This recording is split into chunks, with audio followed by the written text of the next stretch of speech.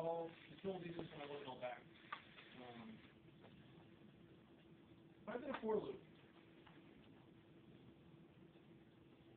and I said I count up to 100.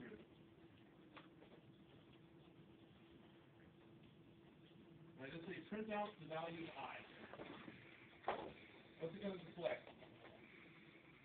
What's this code going to do?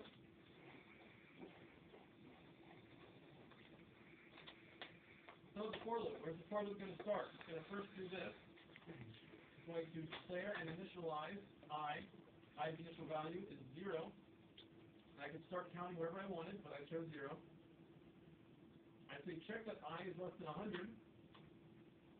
and add I every time. Then see out I, return line. So what's it going to do? Count from 1 to 100? Count from 0 to 100. 0 to 100.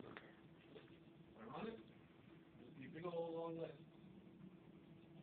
Stops at 99, because when I was equal to 100, it was no longer less than 100, and the code stopped. To change, we'd say less than or equal to? 99. If I did that, it would also include 100, yes. There's 100.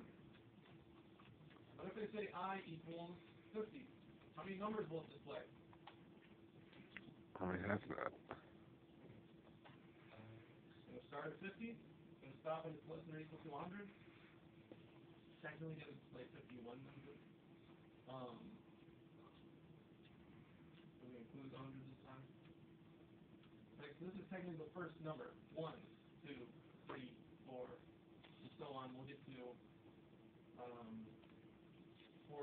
50 and then 51.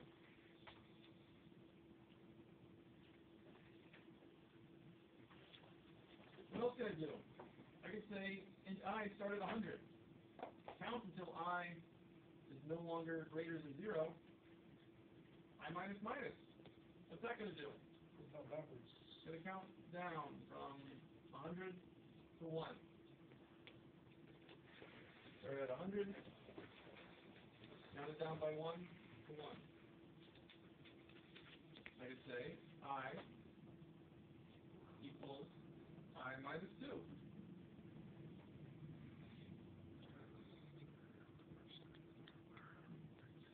going to go by every two numbers.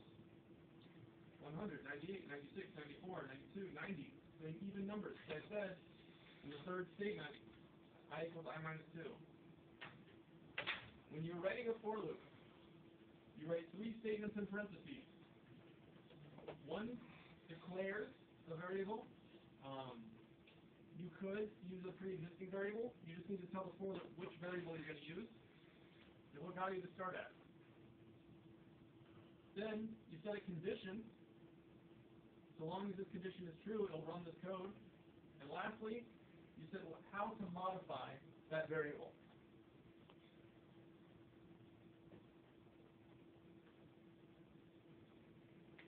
We can do Fibonacci numbers.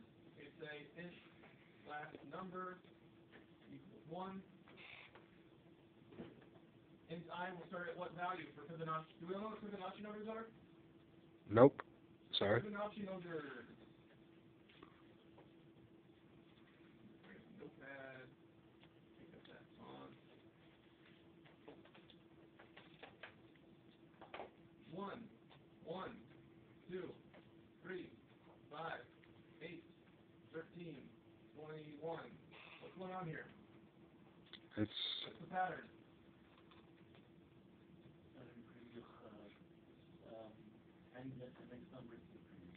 Correct. Every number is the sum of the 2 previous numbers. 1 plus 1 is 2. 2 plus 1 is 3. 3 plus 2 is 5. 5 plus 3 is 8. These are Fibonacci numbers. This is the Fibonacci sequence. I can make my for loop count by Fibonacci numbers if I wish.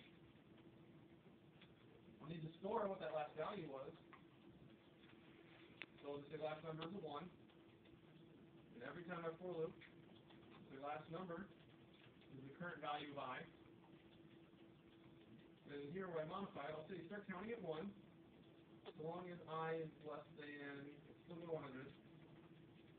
I equals I plus the last number.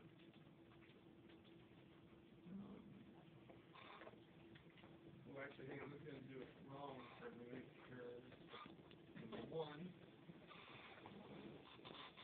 I equals I will equal 2. That's not equal 2.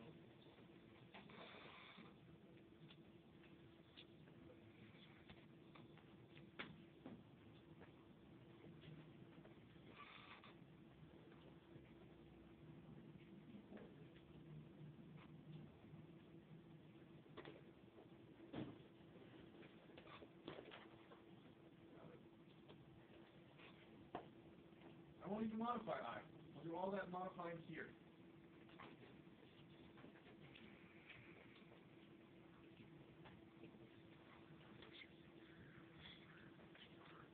That's it.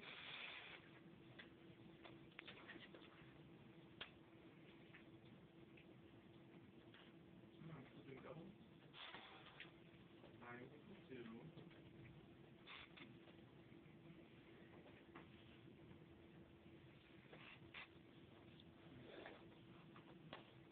I need one more.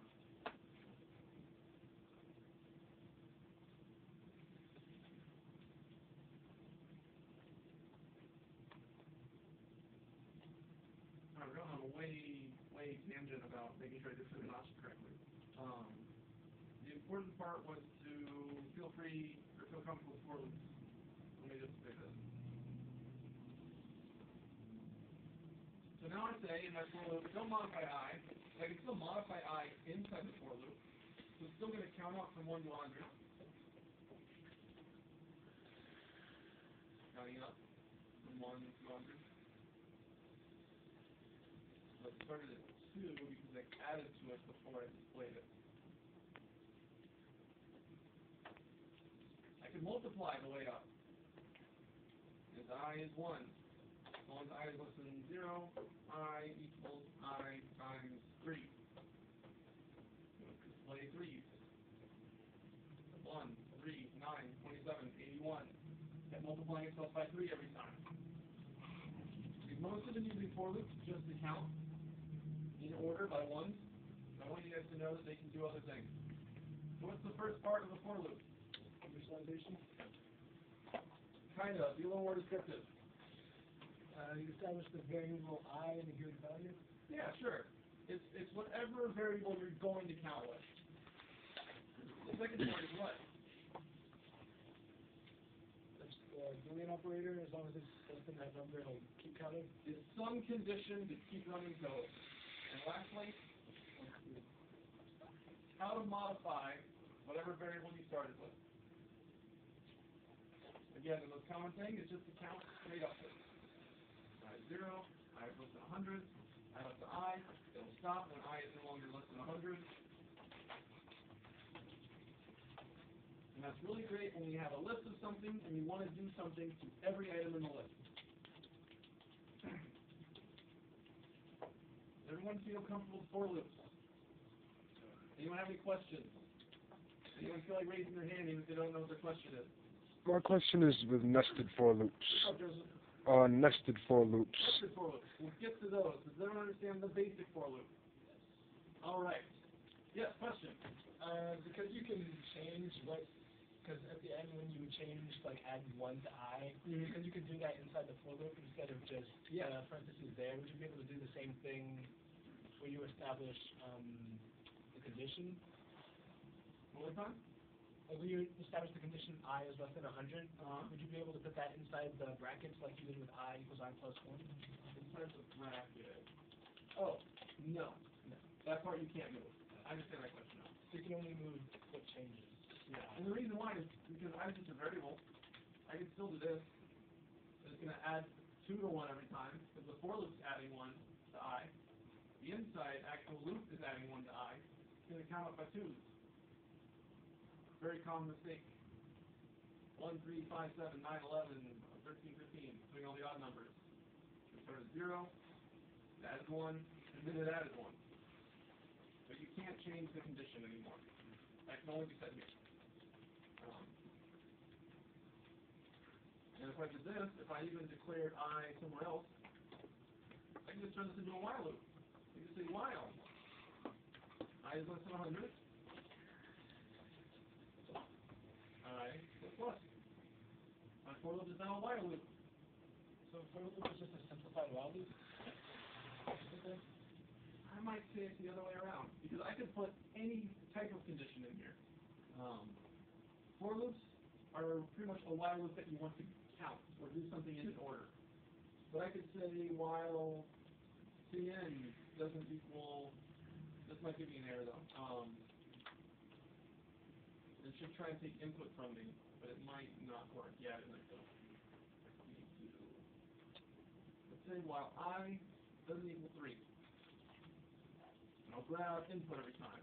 cn point dot. This amazing program is going to print out whatever I type. When's it going to stop? You hit 3? What if I never hit 3? So keep going. It's going to keep going forever. That's the big difference between a for loop and a while loop. For loops are generally, I have a set number of things to do. I'm going to do them. I know exactly how long it's going to take. A while loop is, I don't know how long it's going to take, but keep doing it until we're done. We use a while loop. A good example for a while loop is bubble sort.